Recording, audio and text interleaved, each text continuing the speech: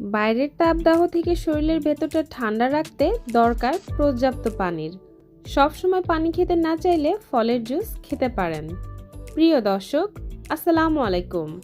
Cooking A to Z চ্যানেলে সবাইকে welcome জানাচ্ছি নতুন একটি রেসিপি দেখার জন্য।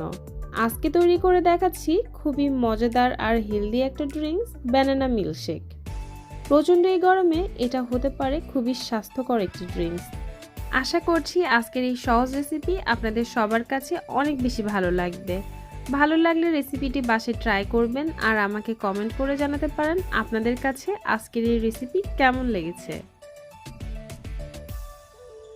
ব্যানানা মিল্কশেক তৈরি করার জন্য আমি এখানে 3টি কলা কেটে নিয়েছি আর নিয়েছি হাফ লিটার দুধ, একটা আইসক্রিম, 1/4 কাপ কনডেন্স মিল্ক।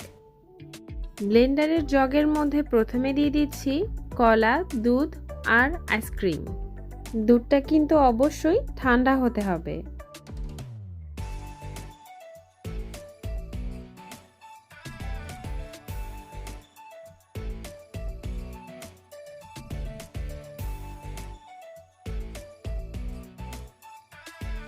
এবার সবকিছু একসাথে ব্লেন্ড করে নিচ্ছি।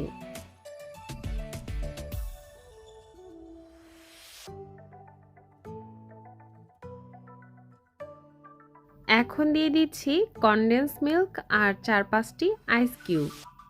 আপনারা চাইলে এখানে কনডেন্স মিল্কের পরিবর্তে চিনিও ব্যবহার করতে পারেন। আবারও সবকিছু একসাথে ভালোভাবে ব্লেন্ড করে নিচ্ছি।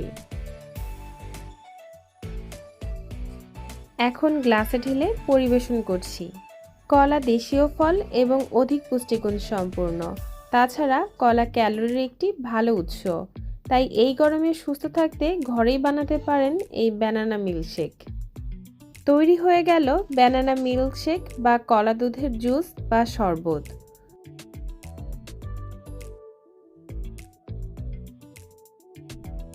উপরে কিছু পেস্তা বাদাম কুচি দিয়ে সাজিয়ে নিয়েছি। আশা করছি আজকের এই সহজ রেসিপি আপনাদের সবার কাছে ভালো লেগেছে। রেসিপি ভালো লাগলে লাইক, কমেন্ট, শেয়ার করতে ভুলবেন না। সেই সঙ্গে আমার চ্যানেলটি সাবস্ক্রাইব করার অনুরোধ রইল। এতক্ষণ ধরে আমার ভিডিওটি দেখার জন্য সবাইকে অসংখ্য ধন্যবাদ জানাচ্ছি। সবাই ভালো থাকবেন, সুস্থ থাকবেন, নিরাপদে থাকবেন আর এই গরমে বেশি বেশি পানি পান করবেন আর লিকুইড খাবার গ্রহণ করবেন। আল্লাহ হাফেজ।